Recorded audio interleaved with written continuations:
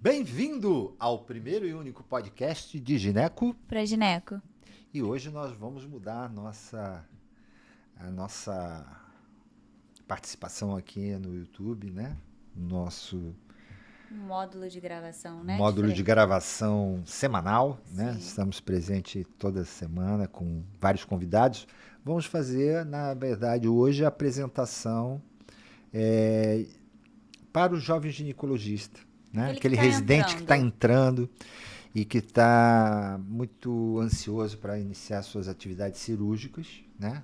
Pode ser para o interno também, né? Também para o interno. A gente vai falar de princípios práticos básicos da técnica cirúrgica em ginecologia, né? Sim. A gente vai fazer um resumão, um apanhado, mas eu acho que vai ser muito interessante porque vai dar uma visão bem abrangente, servindo até para outras especialidades cirúrgicas. Quando o residente escolhe uma especialidade cirúrgica, ele espera que dentro da sua residência ele, no mínimo, tenha 50% da sua atividade em campo operatório, né? Então é muito importante ele ter conhecimento dessas bases, né? Eu quero dar um parênteses nisso, porque quando a gente entra numa residência de ginecologia e obstetrícia, a GO em si, no primeiro ano a gente fica muito focado na obstetrícia. E a obstetrícia ela não te dá tanta teoria cirúrgica. A gente trabalha muito em hospitais de grandes emergências e acaba que a teoria cirúrgica, né, a beleza cirúrgica em si, ela fica muito em segundo plano, porque ali talvez você esteja trabalhando muito com sofrimento fetal agudo, alguma coisa que você tem que fazer um procedimento muito de caráter de urgência. E acaba que quando você vai para a ginecologia, você pega muita mania obstétrica, né, de uma correria. E na ginecologia em si, você precisa um pouco esquece das bases cirúrgicas em si, né? Bases da técnica cirúrgica, Da técnica, né? Não estou dizendo que toda cirurgia obstétrica tem essa correria, mas algumas cirurgias obstétricas, por ser emergências, a gente acaba fazendo um procedimento muito rápido, perdendo um pouco dessas técnicas, esses princípios básicos de uma cirurgia. Então, acho excelente essa aula. Então, Fábio, pode passar o primeiro slide aqui? Então, nós vamos falar hoje, na nossa apresentação, sobre os princípios básicos da cirurgia. Exatamente. Em ginecologia. A gente vai dar um apanhado geral. Um apanhado mais focado para o ginecologista, né? Pode passar. Pode passar. O fundo desse slide, só para você reparar, eu trouxe essa imagem porque é a imagem que a gente utiliza lá no hospital quando a gente dá. Essa é a primeira aula que a gente apresenta para os residentes de ginecologia. Do Moncorro Filho. Então, né? Se você estiver assistindo esse podcast, então, você está tendo isso de sabe, graça. É lição de anatomia do Dr. Tupi, né? Esse quadro foi pintado por Rembrandt, né? Um pintor holandês. E para quem quer vê-lo, não adianta ir só a Amsterdã, porque ele não está em Amsterdã. Embora tenha o Museu de Rembrandt em Amsterdã, você não vai encontrar a pintura lá. Eu tive agora recente no congresso. Viajado. Sou um cara viajado, obviamente. E eu pensei que tivesse lá, mas ele está na cidade de Haia, que é uma cidade, faz parte da capital administrativa da Holanda, né? Mas não é onde está o quadro. Né? Ele não está lá no Museu de Rembrandt, que fica em Amsterdã. Você vai encontrar outros belos quadros. Mas isso mostra a lição de anatomia. E é de 1637, ou seja, do século XVII. 32. O que é interessante a gente dizer? Nessa época, as lições de anatomia, ou melhor, os cirurgiões eram pintados por grandes pintores, né? E aqui, este médico ensinando anatomia mostra a imagem de duas mãos, né? Ele está no antebraço do cadáver. Mas nessa época, os estudos anatômicos eram feitos em ladrões, estupradores. E esses indivíduos, normalmente, principalmente os ladrões, eles eram punidos com a retirada das mãos. Então, é uma pintura, na verdade, montada né? Porque, na realidade, sendo ele um ladrão, não teria as duas teria mãos. as mãos. Né? Isso é uma característica... Uma história. Isso é uma pérola do nosso podcast, né? Porque não adianta a gente saber só cirurgia. Cirurgia a gente vai aprender. Aliás, depois vai vir um novo episódio, que é o macaco cirurgião. O macaco, dentro dos primatas, é o mais próximo do ser humano, né? E ele aprende muito fácil. E a gente pode comparar um indivíduo que vai aprender por repetição sem entender o que está fazendo. Então, esse vai ser o nosso próximo episódio, aguarde em breve, mostrando todas as fases de aprendizado do procedimento cirúrgico, da sistematização de uma cirurgia. Tá? Então, quando eu utilizo essa comparação, é só para dizer que a gente tem que ter conhecimento do que a gente está fazendo. Pode passar o próximo. E por que conhecimento? Pode passar o próximo? Porque cirurgia é diferente de operação. Né? É muito comum. Nós vamos operar. Qual é a operação de amanhã? Perfeito. A operação de amanhã é uma operação de Bush. Operação de Bush está correto, porque eu estou designando o nome dessa cirurgia. Cirurgia, na verdade, é a disciplina da medicina. Né? É onde você aprende as bases, a ciência básica, como anatomia, fisiologia, microbiologia, patologia. Então, é uma das disciplinas da medicina, cirurgia. E por isso a gente, na faculdade de medicina, nos primeiros anos, tem bases cirúrgicas, né? Onde a gente aprende a mexer com porta-agulha, calçar uma luva, dar um ponto simples, um ponto com choeiro, um ponto em... São as noções básicas que a gente precisa introduzir numa cirurgia. Então, estaria errado a gente falar a cirurgia de Donald Fothergill. Né? A gente fala operação de Donald Fothergill. A cirurgia é a disciplina. E é sobre essa disciplina que a gente vai abordar hoje. Uma boa pincelada. A gente não pretende aqui ensinar técnicas operatórias, obviamente. Acaba que é um ensinamento. Né? Mas a gente pretende aqui dar um enfoque principalmente para o jovem, para aquele que está no final, no internato. Você precisa ver e aprender para você estar preparado para entrar na sua residência médica. Exatamente. Pode passar o próximo, Fábio. Então, o que a gente vai abordar em técnica cirúrgica? A execução das operações, manobras de cirurgia de forma regular e sincrônica, visando eficiência. A técnica cirúrgica geral estuda as manobras cirúrgicas básicas, como ligadura de vasos, empunhadura de instrumentos, e é isso que a gente vai tentar mostrar aqui. Né? A gente vai sistematizar alguns procedimentos e utilizar as principais fases desse momento, que é o momento cirúrgico. Os tempos operatórios. A técnica cirúrgica especial estuda os tempos operatórios, de acordo com a intervenção que a gente vai executar em particular. Né? Os tempos operatórios ou cirúrgicos resultam da reunião de manobras, né? Que são coordenadas, executadas em uma determinada região anatômica, com finalidade didática, descritiva e de estudo. Então, basicamente é isso que a disciplina de técnica cirúrgica aborda. Pode passar o próximo. Bom, vamos começar então com o primeiro pilar, né, de uma técnica cirúrgica, que é a diérese. O que é a diérese? É a separação. É quando a gente inicia o procedimento cirúrgico. A gente vai se utilizar normalmente aqui, para uma exemplificação, as operações laparotômicas, que é mais fácil entendimento. Né? As laparotomias, cirurgias a céu aberto, né? Onde a gente utiliza instrumentos para realização de diérese. E o que se entende por diérese? Separação de tecidos, que é realizada por intervenções manuais com instrumentos apropriados. Diga ali, Paulo, um instrumento de diérese. Bisturi. Né? Outro instrumento de diérese também pode ser um bisturi elétrico, né? Com a finalidade de separação de tecidos. A tesoura também, embora seja utilizada muitas vezes para a dissecção, que não deixa de ser uma separação de tecidos, também é um instrumento para diérese. Tá? E essa diérese vai da pele, aponeurose, músculo e órgãos específicos, né? A gente, no caso do cirurgião ginecológico, está muito voltado à pelve feminina, principalmente ao útero, né?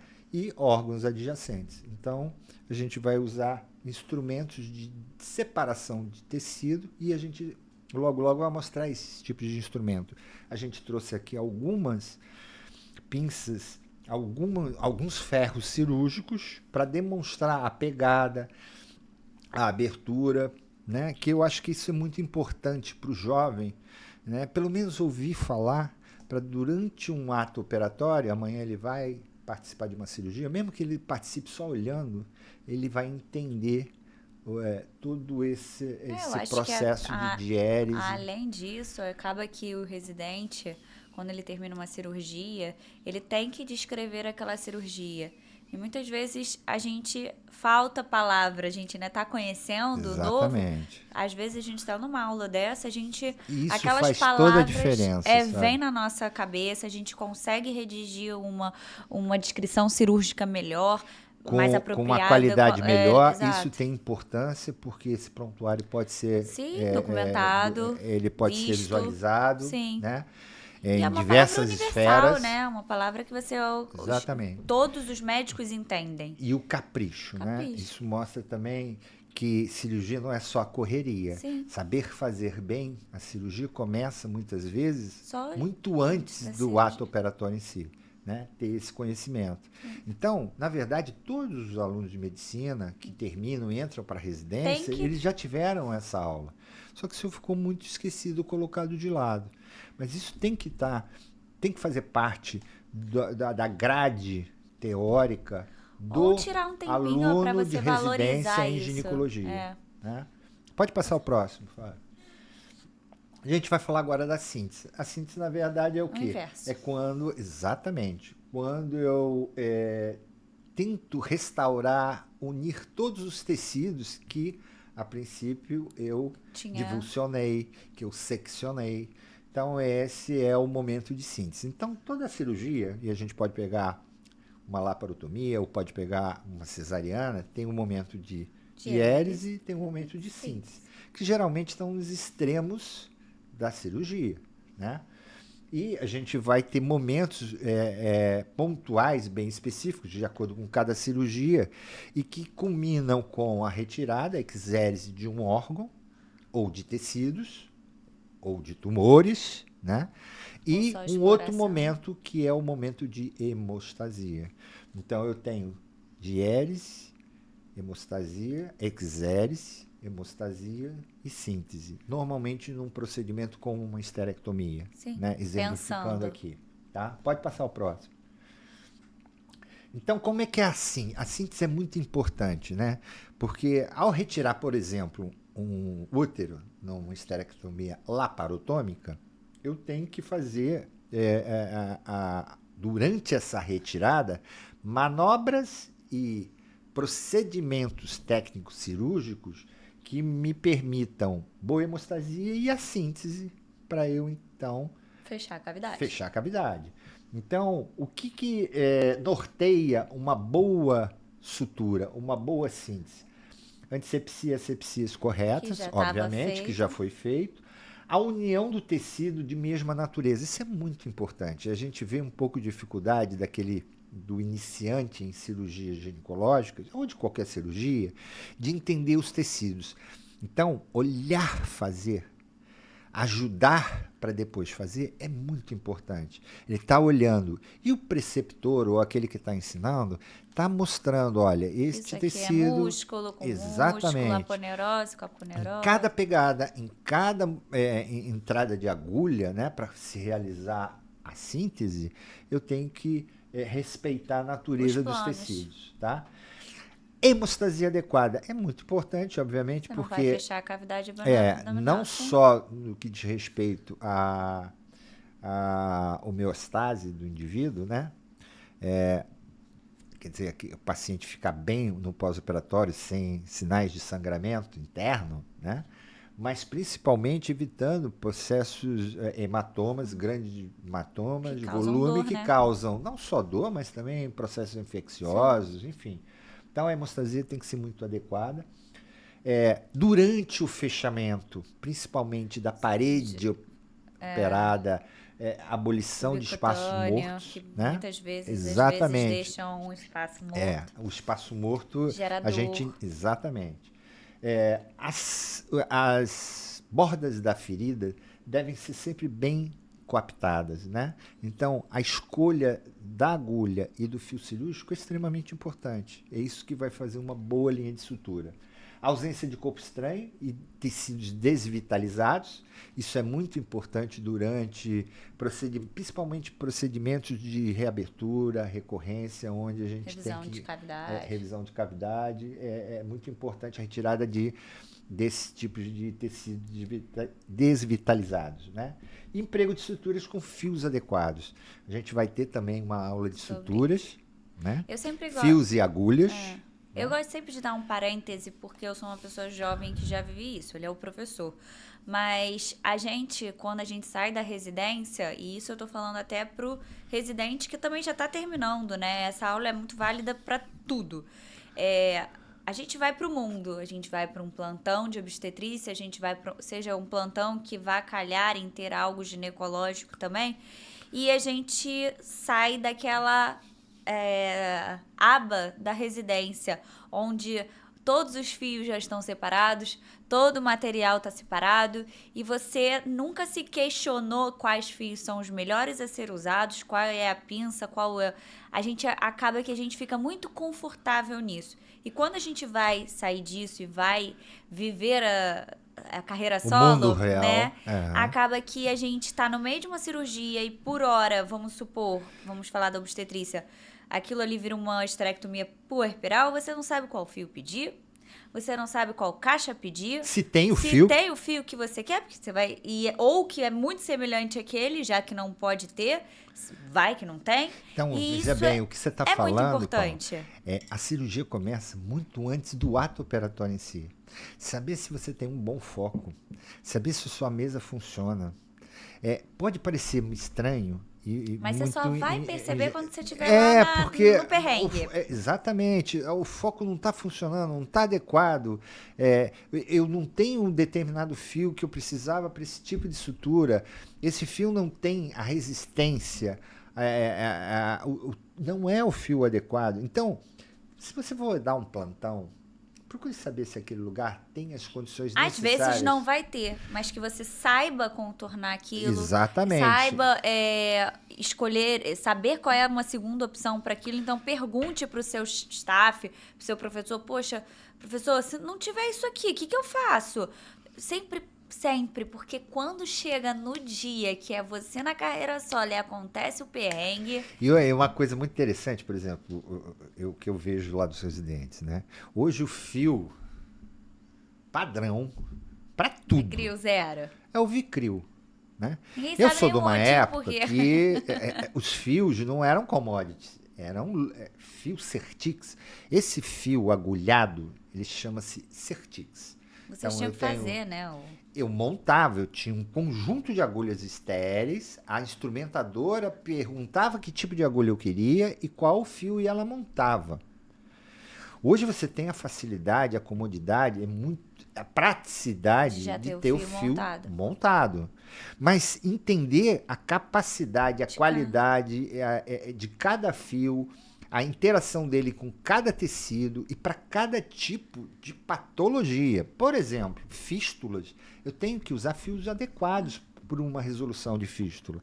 Não adianta eu usar Vicryl para tudo. É que como o Vicryl é muito versátil, ele é um híbrido perfeito. É que eu acho que acaba que a pessoa traz muito da obstetrícia. Ele é muito perfeito para muitas situações da obstetrícia.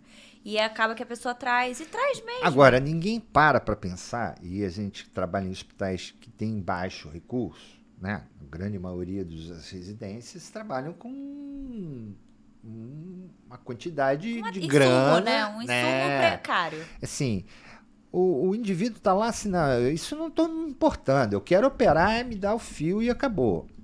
Quando a gente trabalha muito tempo num determinado lugar e passa por momentos administrativos e vai entender toda a dinâmica hospitalar, a gente vai ver que o custo e o uso de determinados fios é um absurdo. Por exemplo, vou te dar um exemplo assim que é clássico lá no hospital. Ligadura, numa esterectomia, a ligadura dos ligamentos redondo. O ligamento redondo, dentro dos ligamentos de suspensão, né, na estática dos órgãos pélvicos, é o mais vagabundo de todos, no sentido de importância cirúrgica. Você usar um Vicryl para ligar um redondo e às vezes um outro Vicryl para um outro redondo é um absurdo. Um pacotinho de Vicryl é R$36.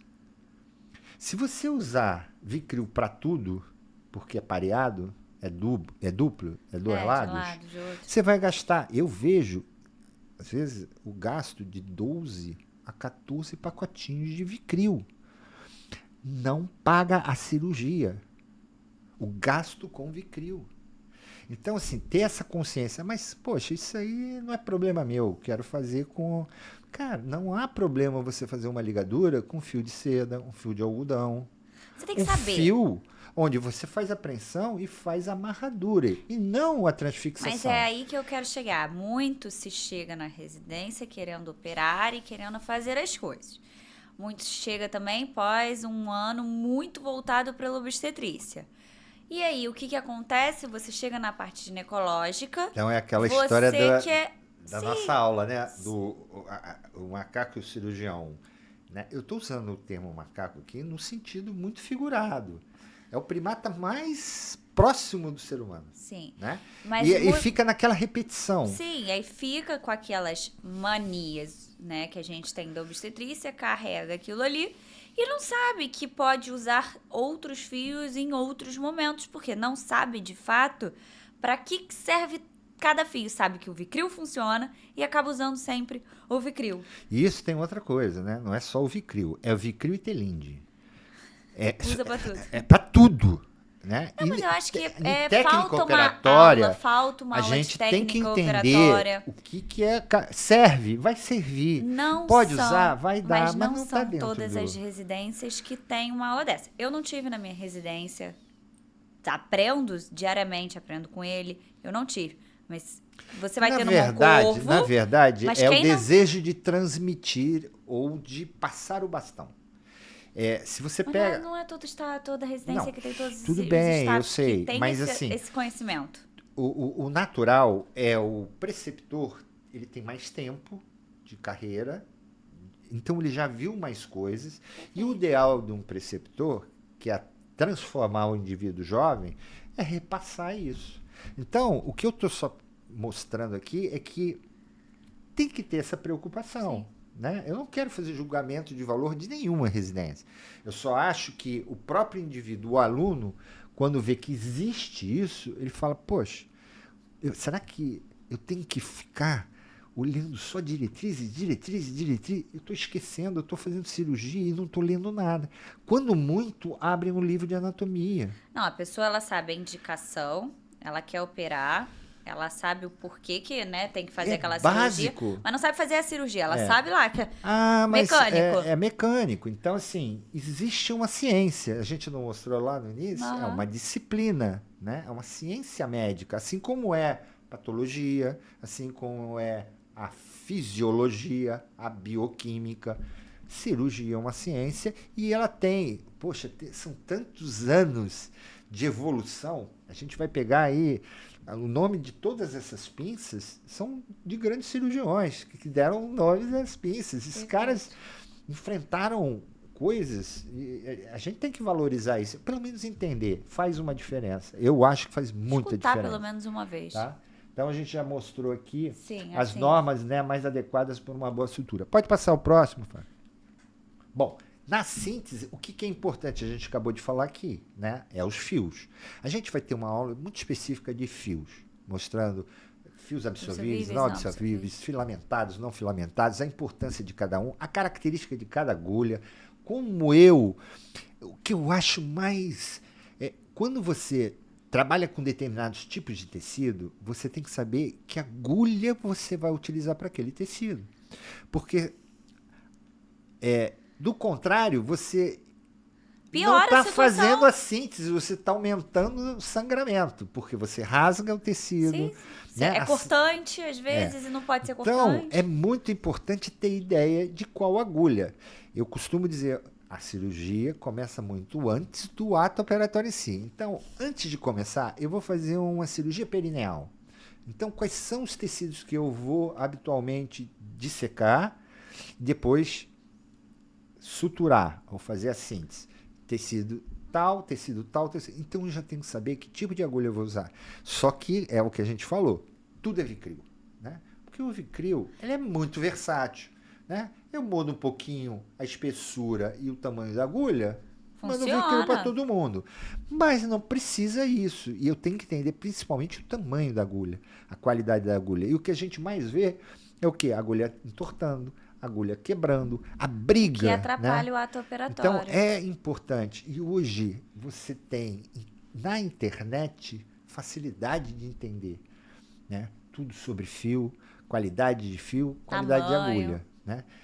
E é muito importante quando você começa a sua carreira solo, você chega no hospital, você não sabe a que enfermeira é 30, de sala 20. vai pegar quais os fios que o senhor escolheu. Aí começa a tossir, né? Fio? É porque ele acha que o preceptor separou, mas o preceptor não está lá. Você já separou o fio para ele. Ele tem que saber. E ele tem que fazer a escolha. E tem que fazer a escolha. Vai fazer escolha do Vicryl, eu não tenho dúvida. Né? 99% deles vão escolher Vicryl. Vai funcionar muitas vezes. Só que assim, isso é uma forma de ensinamento carinhoso. Ou você aprende no ensinamento carinhoso, ou você aprende na marra, passando um grande perrengue numa cirurgia. Tá, então, a síntese, o material ideal teria que escolher somente o tamanho apropriado. Não existe um material de sutura ideal, isso é muito importante. Varia de acordo com qualquer... E cada fio tem uma propriedade específica e é melhor utilizado para determinado tipo de tecido e doença. Sim. Né? Então, quando a gente fala, por exemplo, em fístula, né, onde eu aprendi mais sobre fio, na prática, vendo o resultado, foi em fístulas. Hoje, o ginecologista ele nem quer saber sobre fístula. Ele sabe tudo sobre... Você está olhando para mim? Ele sabe tudo sobre hormônio, SOP, que são coisas importantes. Agora, fístula, que é uma complicação séria, ele não entende absolutamente nada, quanto mais o fio que ele tem que usar para uma fístula. Eu faço a fístula e mando para o outro curar. Tem que entender e saber qual é o fio adequado. Então foi a época que eu mais aprendi, porque eu sabia quais eram os fios bons.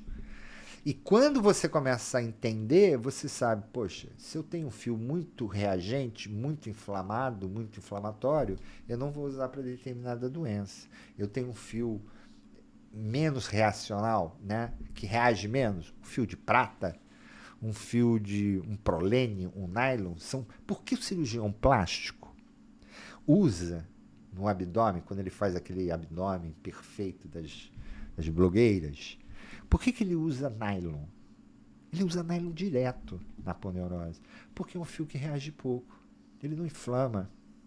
Se você vai usar um fio, por exemplo, um fio absorvível, né? Ele vai reagir muito, porque no processo de absorção eu tenho um processo inflamatório. Então, o que o cirurgião plástico quer?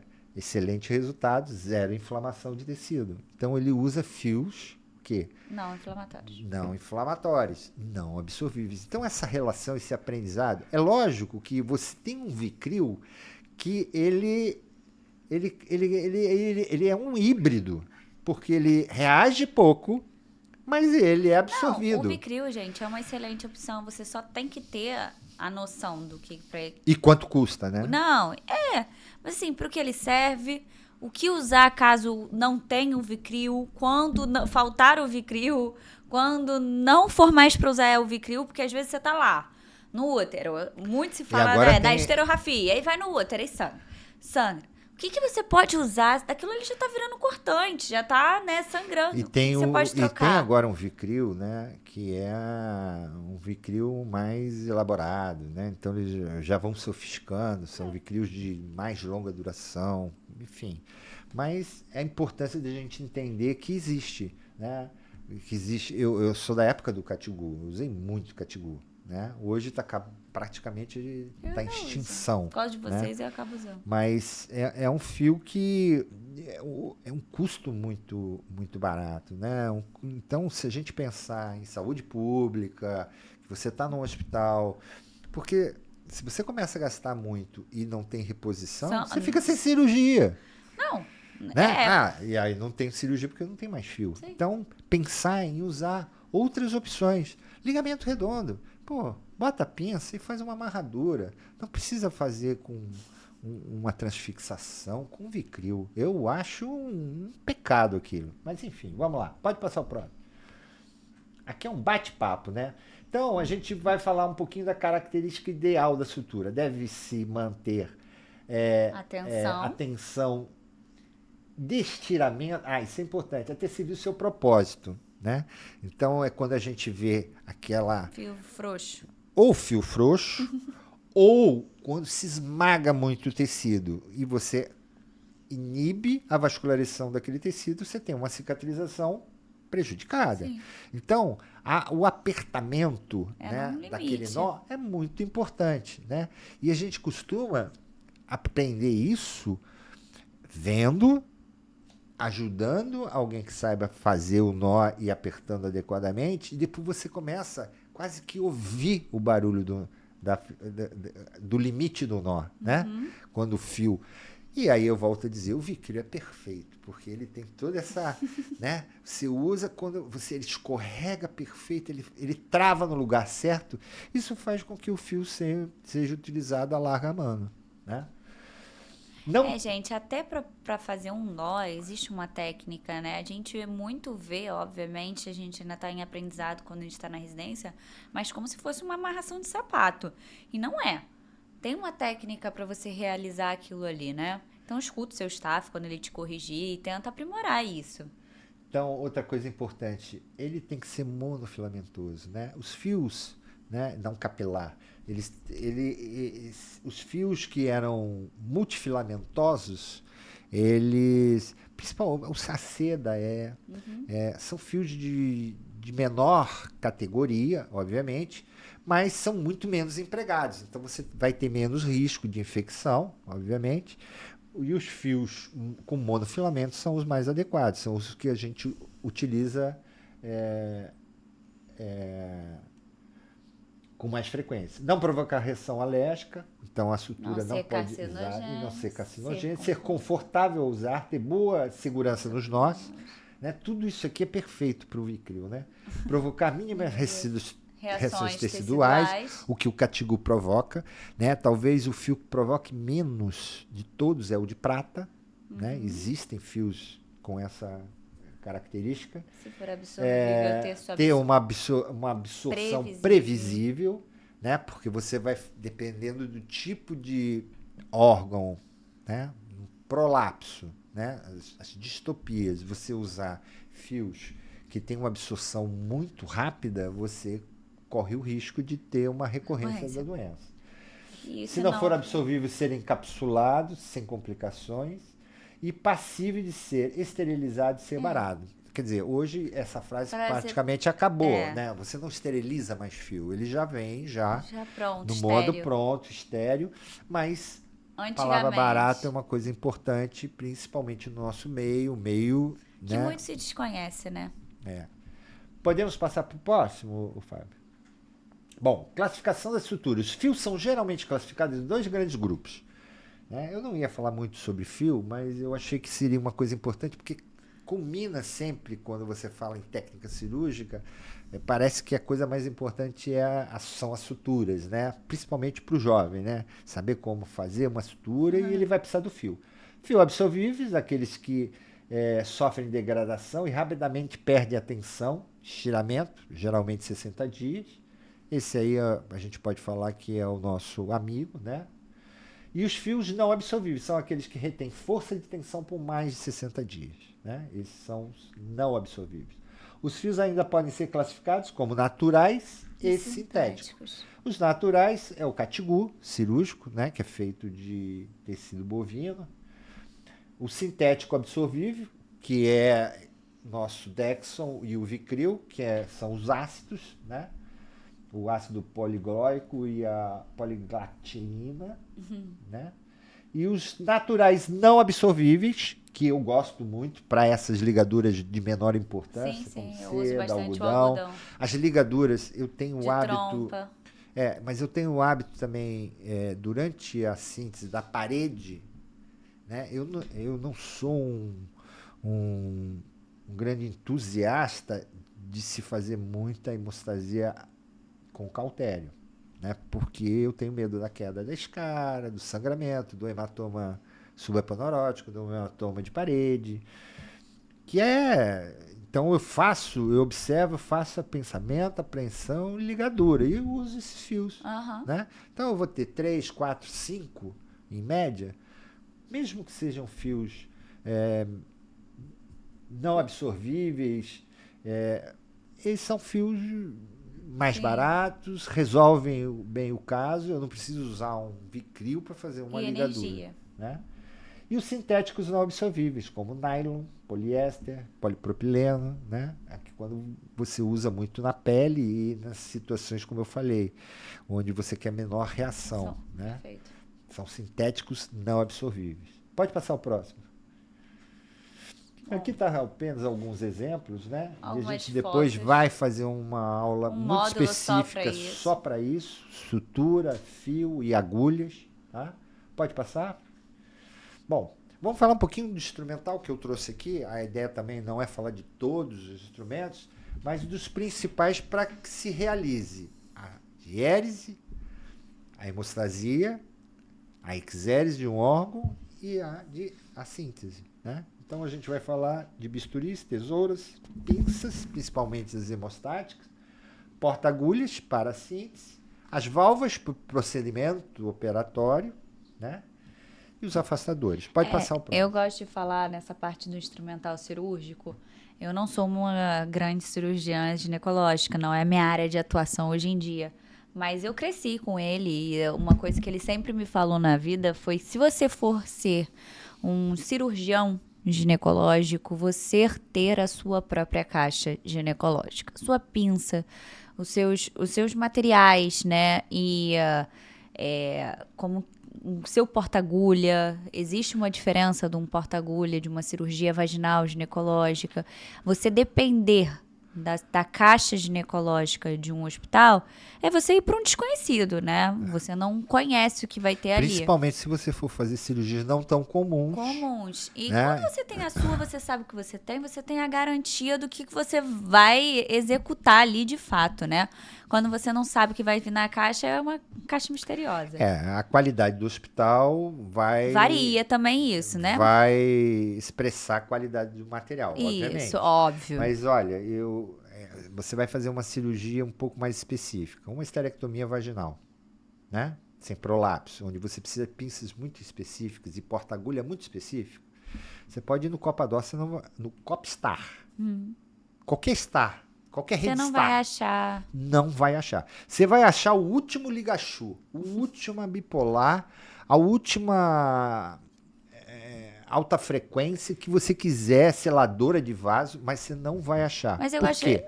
Porque o que acontece habitualmente? Eles compram a caixa. A caixa não é tão utilizada, porque essas cirurgias não são tão praticadas, e ela começa a ser canibalizada, ou seja, pega essa pinça daqui, bota naquela caixa que ficou uma pinça ruim. Pega aqui. Quando você vai ver... A caixa só tem uma pinça. Na central de esterilização de material... Não, você tem, você encontra, tá? Mas você não encontra com toda o que eu quero dizer com isso é que, assim, muito se comparando laranjas com bananas, quando a gente tem uma coisa que a gente gosta, vamos supor, um secador de cabelo, uma maquiagem nossa, enfim, a gente gosta de usar o nosso material para realizar aquele processo. Então, assim, independente de a gente estar indo para um outro lugar que vai ter o secador de cabelo, você gosta do seu secador de cabelo. Eu Você acho tem assim, experiência né, com aquilo Paula? ali. Por exemplo, as caixas de laparotomias, elas são muito bem completas. Você vai Não, encontrar sim, tudo. eu só tô Eu dizendo não das estou dizendo cirurgias que todo ginecológicas mundo tem que vaginais. ter. Exatamente. Quando é uma coisa muito específica, Sim. né? E hoje você consegue comprar com baixo custo. Você não precisa comprar. São coisas muito E específicas. se você for um né? grande cirurgião vaginal? É isso que nós Que estamos você vai falando. operar muito, porque isso também demanda de outras coisas em relação. Você tem que 2 dias antes levar o Sim. material na Mas central de isso a gente- esterilização de material, né, para aquilo estar pronto para o dia da sua cirurgia. Ter o cuidado de contagem das suas E pinças para você vai retornar fazer tudo. exatamente, ao término é você que faz a lavagem do material, é você que leva para casa. Quer dizer, o cuidado desse material fica a seu cargo. Então, muita gente não quer, muitas pessoas não querem ter esse tipo de preocupação. Mas faz uma diferença na rapidez da sua cirurgia. Você está acostumado com aquele É porta-agulha, isso que com eu a quero dizer. tesoura, enfim. Então, vamos falar dos instrumentos de síntese, né? O principal deles é o bisturi. Tem vários tipos de bisturi, com vários tipos de lâmina. Mas o que eu chamo atenção aqui, nessas duas imagens, é o tipo de pegada do bisturi, né? A forma de caneta, a empunhadura do bisturi. Isso faz toda a diferença, né? Principalmente quando na escolha, na pegada e na escolha da lâmina, né? Então, quando você vai fazer uma cirurgia sobre mucosa, principalmente mucosa vaginal, a gente está falando para ginecologistas, né? Então, a gente está na cavidade perineal. Então, a gente vai usar uma lâmina mais adequada, né? Um bisturi mais adequado para isso, com uma boa pegada, com delicadeza, você tem cortes mais precisos, enfim. É só mostrar aqui as duas pegadas e falar que bisturi é talvez o principal instrumento de síntese durante o ato de hérese durante o ato operatório. Pode passar o próximo. Tesouras, né? Também, tesouras tem vários tipos de... O que eu observo muito e que eu chamo sempre muita atenção ao residente que está entrando? É ao segurar a tesoura, né? A forma de segurar.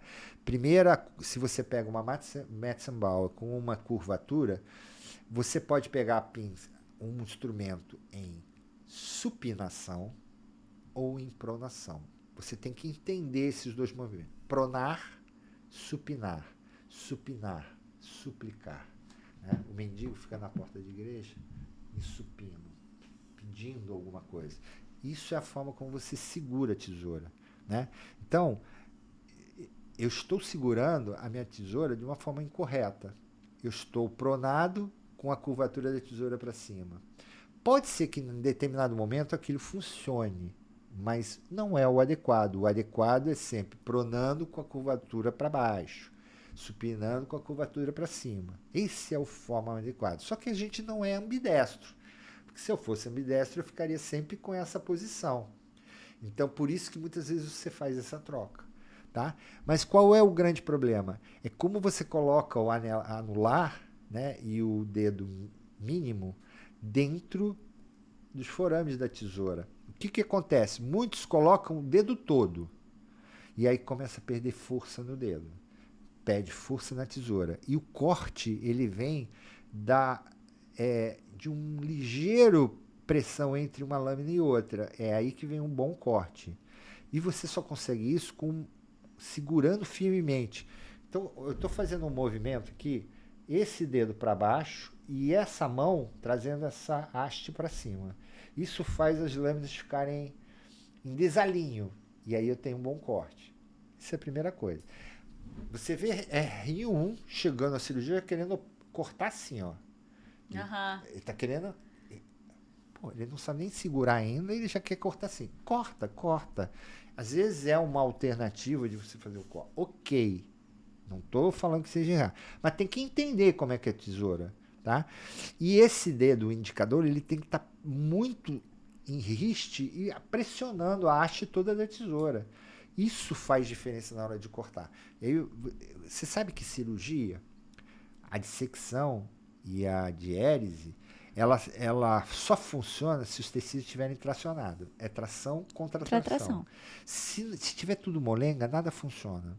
Por isso que a gente tem que acordar, né? A cirurgia não é bronca, mas acorda, menino. Aqui, puxa aqui. Não é. Pra ficar Se o tudo outro não estiver tenso, fazendo a tração, você não consegue. Pra, A pra, contratração, você não faz a tração. exatamente, para o instrumento entrar e fazer o seu papel. Sim. Né? Então, tudo isso é muito importante. Então, a pegada do bisturi é importante, a pegada da tesoura e depois, por último, a pegada da pinça. Funciona do mesmo jeito. O polegar não pode entrar dentro do forame se ele entrar todo, você perde a força na mão. Ele tem que fazer essa curvatura e tem que ficar... Ele fica calçado aqui, né? E aí, a gente opera muito com moças, meninas, jovens, né? Que não têm uma mão tão grande, muitas são muito delicadas, né? Aí a gente vê verdadeiras jardineiras, né? Fazendo, né? Né? Ela não consegue fazer a abertura. E como é que... E você tem técnicas para fazer abertura maior, né? Ou então você corta. Os pianistas antigamente, né?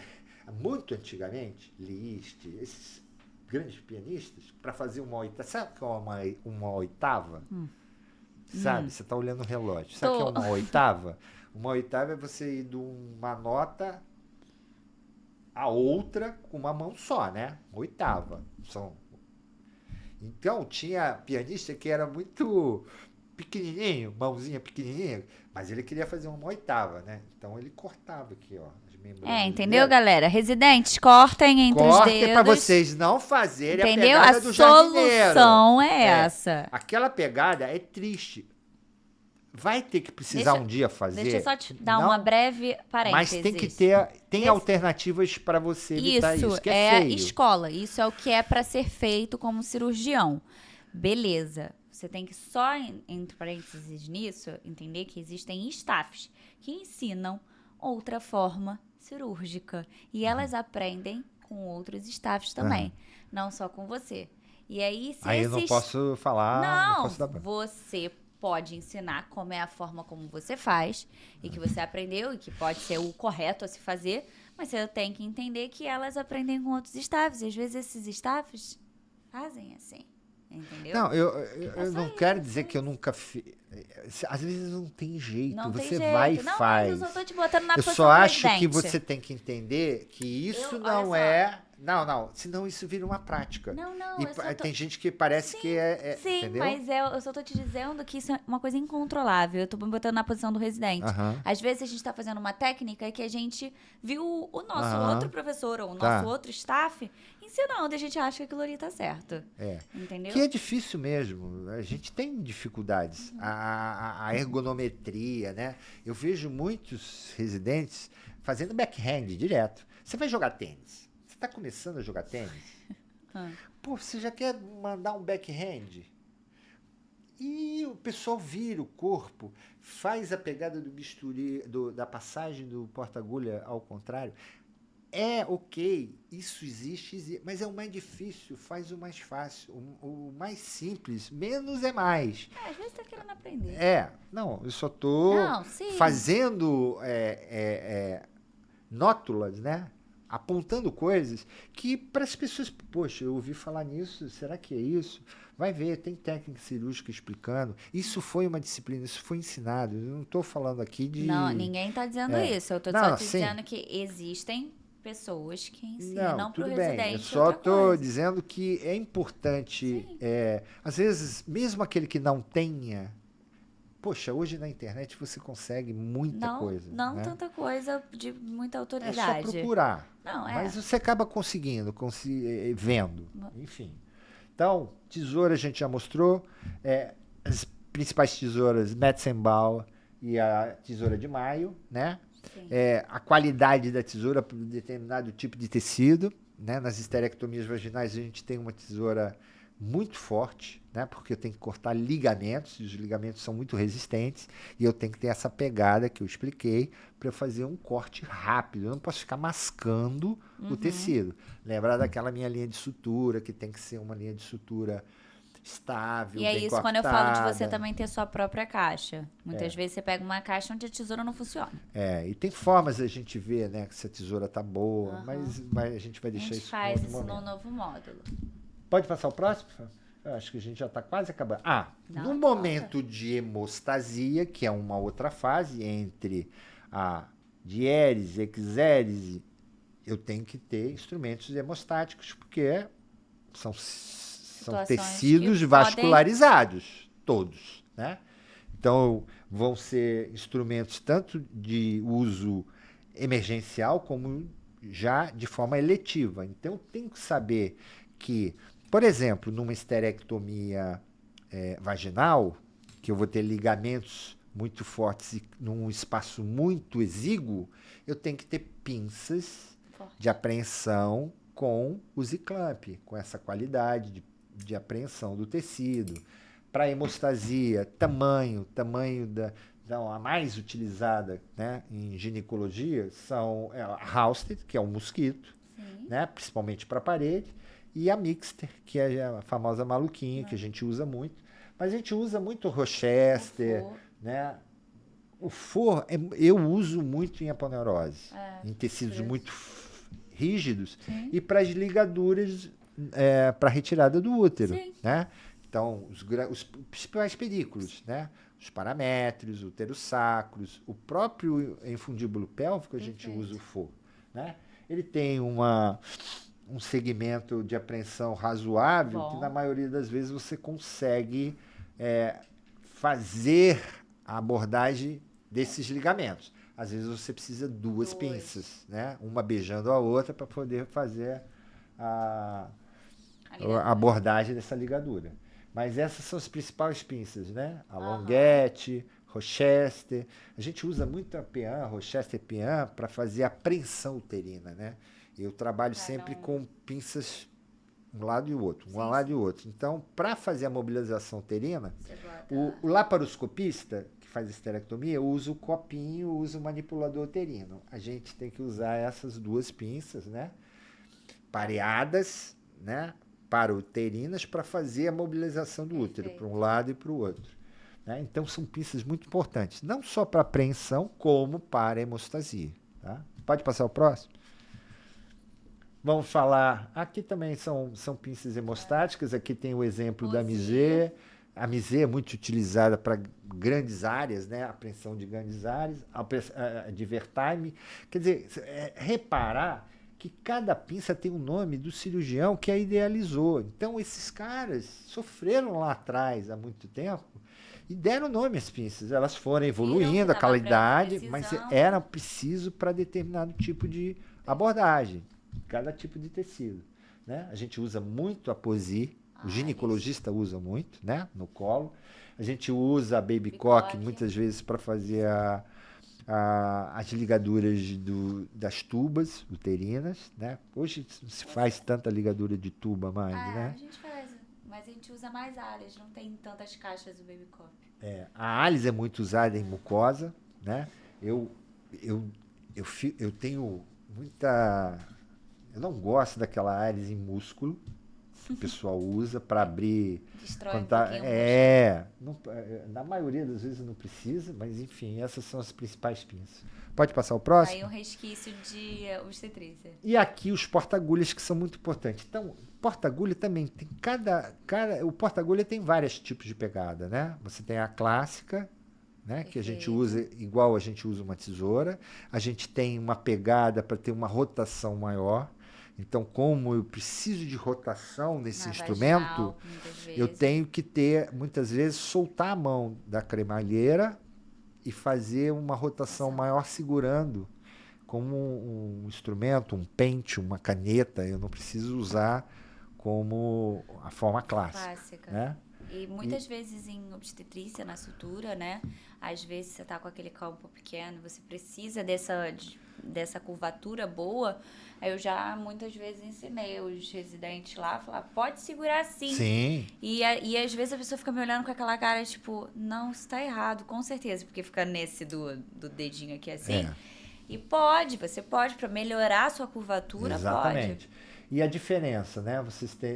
A gente habitualmente usa o porta-agulha de maio, né? Os porta-agulhas de maio tem vários tamanhos. Quando a gente está dentro da cavidade, a gente usa porta-agulhas longos. Os porta-agulhas mais curtos na parede, né? Quanto mais E sempre de externo. ponta com vide, que é muito interessante e bom.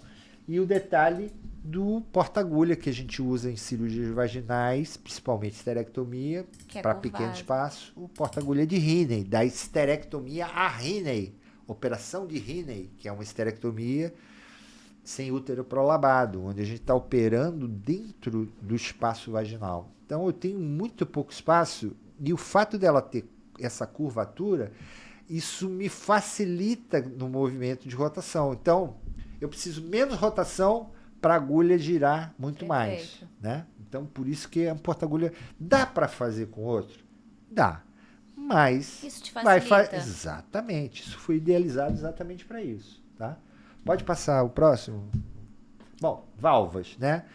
As válvulas são muito importantes em cirurgia, tanto as laparotômicas, as vaginais também. A gente tem aqui modelos de vaginais, são o Diver, o Bresk, essa aqui muito importante, que é a válvula Stamiover, né?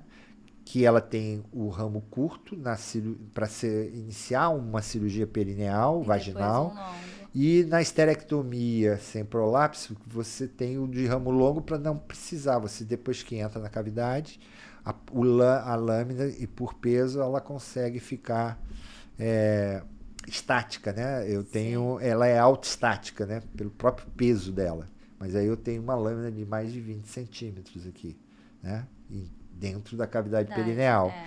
Então, as válvulas são muito importantes. Nas válvulas abdominais a gente tem o Doyan, a gente tem o Polusson, a gente tem a suprapúbica, né? Muito Então, comum na Ova, obstetrícia. Bresk, que estão aqui.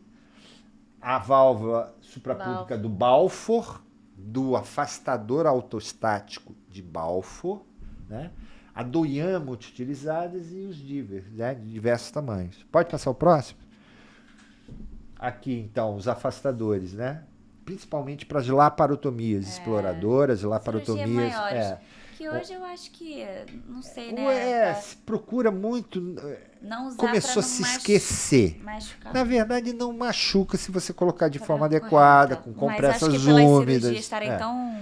E você tem ela é autoestática, você faz a abertura, tem a suprapúbica de Balfour para essa e o Gosset é mais delicado. Sim. Mas em determinadas cirurgias é muito preciso, porque quando você usa esse tipo de instrumento, você libera o teu primeiro auxiliar pra ajudar. Exatamente. E ele precisa muitas vezes estar com um bisturi elétrico, com uma pinça na outra mão, e não pode estar fazendo campo para você. Então esse afastador ajuda muito, né? Pode passar o próximo? Tem os afastadores, existem esses afastadores abdominais retráteis, né? Mas são caros, não são disponíveis em qualquer lugar.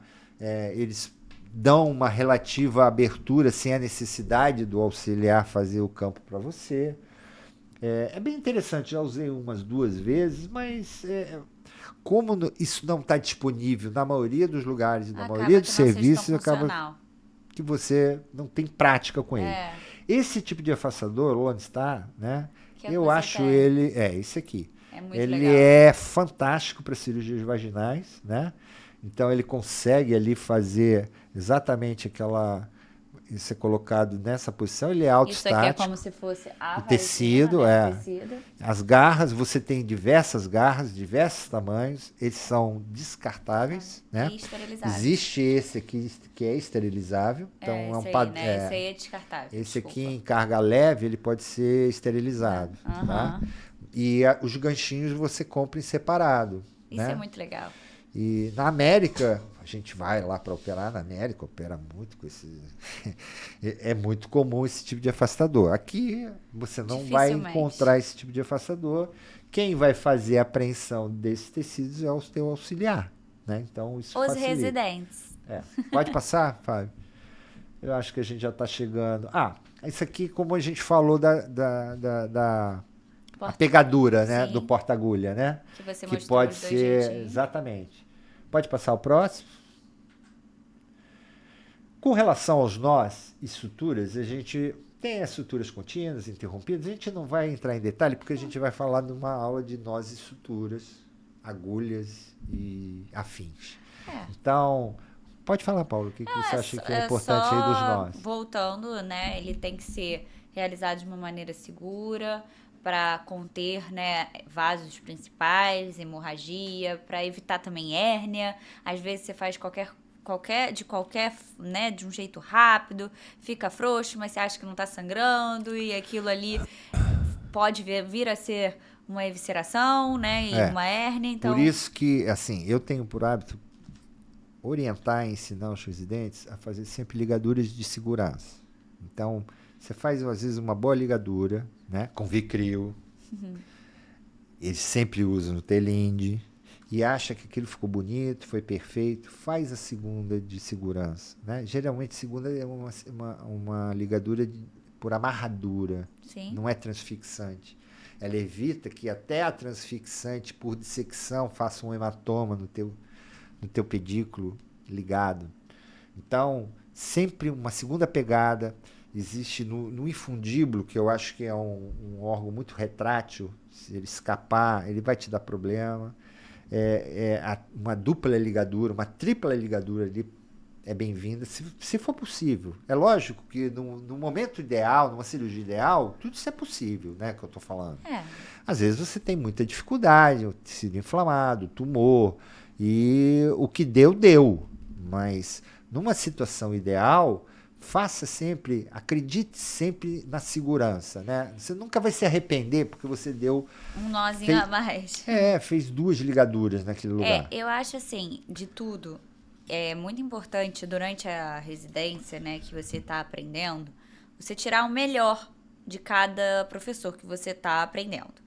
E tirar o melhor, eu digo assim, cada ensinamentozinho. Você pode não usar isso na sua cirurgia, mas você sabe que aquilo ali existe e que aquilo ali vai funcionar de uma certa forma em algum momento. E já viu fazer, né? Porque se você precisar fazer, se repetir, você vai lá e faz. Muitas vezes a gente está durante a cirurgia desgastado, a gente sabe como é que é a vida do residente, e a gente está numa cirurgia, a gente talvez só quer fazer, né, continuar. A gente quer, nossa, mas ele tá tirando de mim, ele tá, não sei, não, ele tá só tentando te mostrar.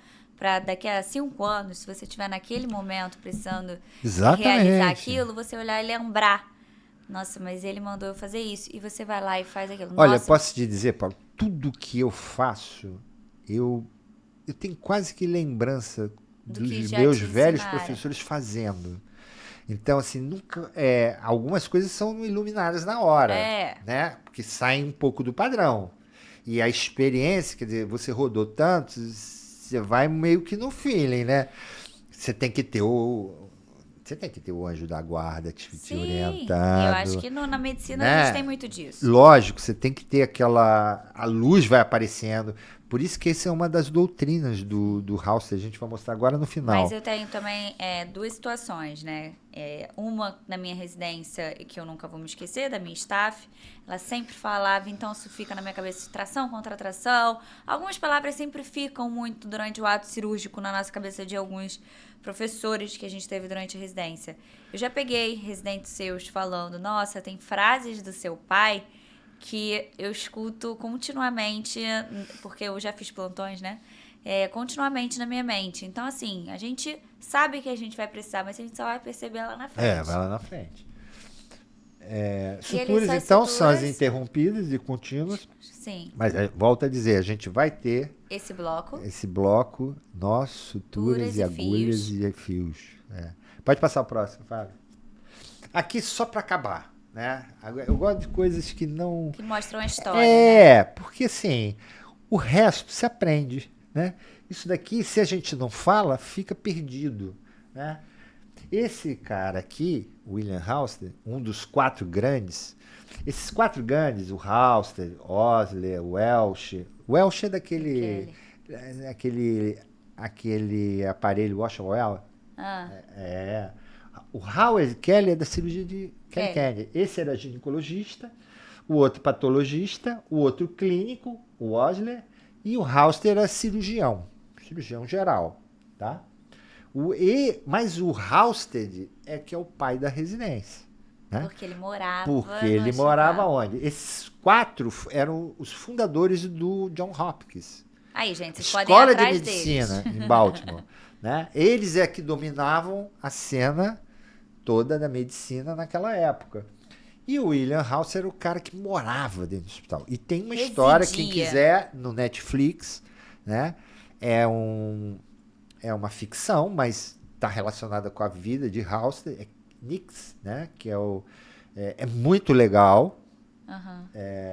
Porque House, ele tem várias histórias, eu não vou dar, a gente vai falar outras histórias nas Acho outras legal aulas. vocês se interessarem nisso, né? Vocês estão residindo numa Ele residência. chegou a ser, nessa época, a cocaína era muito utilizada Ópio, né? na anestesia. Ele chegou a ficar dependente Dependente. da cocaína. E a instrumentadora dele, Que é da luva. Luvas do Amor. Mas a gente vai Você falar sabe isso que eu aí. sei, né? Que eu dei uma aula disso, mas Levou ele para a Europa para se desintoxicar, enfim, e ele é um cara fantástico. Foi ele que idealizou a residência médica como forma de aprendizado. Ele dizia que todo médico, ou ao final do estudo da medicina, tinha que morar no hospital. Não havia possibilidade dele não morar, pelo menos um período, né? Então ele idealizou a e ele era o grande cirurgião. Ele operava de tudo, além de mastectomia, cirurgias ginecológicas, enfim. O outro era clínico, o outro patologista e o Kelly Kennedy era um ginecologista, que é da operação de Kelly Kennedy, né? Perfeito. Pode passar o último? Aqui é o hospital John Hopkins, para quem não sabe, em Baltimore. Ele existe, o hospital. Pode passar? Vai passar. Só para acabar. Doutrina de House. Eu não poderia deixar de falar de House, claro, né? E das doutrinas, né? E aí que entra o cirurgião sem tensão, né? Eu costumo dizer para os residentes, você vai operar na segunda-feira a sua primeira esterectomia? Você vai tomar banho de manhã antes de ir para o hospital? Cara, memoriza a cirurgia. Fala da tua cirurgia, fala como ela está acontecendo. Mentaliza ela. E vai tranquilo, né? Cirurgião sem tensão. Sem tensão é muito mais do que sem tensão. É o cara que está com o ouvido atento, ele está aberto para luminosidade, porque alguém vai falar para ele, faz isso. O planejamento, né, da cirurgia na cabeça. Exatamente, então ele tem tudo. Ele, quando chega, sabe se tem o fio, se o foco funciona, se a mesa está descendo, subindo. Isso tem que saber, para ele não passar o perrengue, né? Movimentos mínimos e precisos. Isso só vem com o tempo. É lógico, e a gente vai ter uma aula de aprendizado, aprendizagem e cirurgia, né, que passa por várias fases. Fase motora, cognitiva. Em qualquer ramo do conhecimento, você passa por fases. Principalmente o uso das mãos, você passa por essas fases. É como se fosse uma orquestra, né? Então, movimentos mínimos precisos, dissecar somente o indispensável, né? Não inventar grandes coisas para chegar ao seu objetivo, né? Reduzir a exposição dos tecidos ao mínimo, manipulação suave, delicadeza. A gente vê muito essa manipulação mais... A cirurgia, a cesariana, ela se tornou uma cirurgia muito brusca, né? Pela urgência. Muitas vezes pela urgência. Então, você vê aquela cirurgia muito suja, né? O que eu acho de sangue. o sangue, ele tem que ser o mínimo possível. O mínimo, e ele infiltra o tecido e perde a beleza da cirurgia, né? Você começa a não, tudo fica muito vermelho igual. Você sabe por que os campos operatórios são... Para não refletir. Essa é uma outra pérola que a gente vai ensinar, né? Porque, né, são os fantasmas. Que eu soube responder dessa vez. Uso de instrumentos e técnicas corretas. Então, é muito importante a gente escolher o instrumento correto. E o uso de compressa. Compressa sempre em bebida. Isso aqui é muito traumatizante. Pra pública, as válvulas são muito traumatizantes. Na obstetrícia. Então, utilizar compressas úmidas, empurrar o tecido, né? Isso tem que ser isso vai sendo incorporado. E isso é muito diferente de uma cesariana. A cesariana é uma cirurgia de emergência. Muitas né? vezes. E as cirurgias eletivas, você tem que ter uma sistematização, utilizar o instrumental adequado. Então, isso são as doutrinas, né, que ele propôs para a cirurgia, como cirurgião geral da época. Né? E que ela tem que ela tem que ser os pilares de qualquer cirurgião, de qualquer área. Não, e que antes muito disso, você tem que saber toda a anatomia do que você sim, tiver aqui é só... se prestando a realizar aquela cirurgia. Não tem curto-circuito. Não Você tem. tem que saber. E por isso que é um caminho, é mão dupla, né? Você tem que estar estudando anatomia Você tem que estar vendo. e tem que ter esse conhecimento desse instrumental. Não saber o nome das pinças, eu acho que eu vejo com tristeza. Porque hoje está tudo muito corrido e eu vejo assim, o residente não sabe o nome, né? Do Breisky, um Diver. Não, e tem tanto acesso. Não, é aquela válvula ali. Ok, funciona se você está no estresse, mas saber colocar isso na tua descrição cirúrgica, né? Isso vai embelezar tanto aquilo. Pô, aquilo faz parte da sua cirurgia, né? A gente descrição. sabe que chegamos no mesmo lugar. A linha de chegada vai ser a mesma. Mas como que você quer chegar na sua linha de chegada, né?